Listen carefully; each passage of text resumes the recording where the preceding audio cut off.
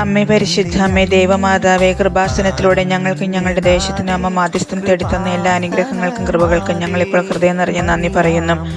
അമ്മേ പരിശുദ്ധ അമ്മേ ദൈവമാതാവേ, 2004 ഡിസംബർ 7-ാം തീയതി ഉച്ചകഴിഞ്ഞ് 2:30 കൃപാസനത്തിൽ സംഭവിച്ച അമ്മയുടെ പ്രത്യക്ഷപ്പെടലിനെ കുറിച്ച് തിരുസഭയ്ക്ക് സമർപ്പിച്ചിരിക്കുന്ന പഠനരേഖകളുടെ മേൽ വസ്തുനിഷ്ഠവും ദൈവശാസ്ത്ര വിധിപ്രകാരമുള്ളതുമായ അന്വേഷണ പഠനങ്ങൾ നടത്തി.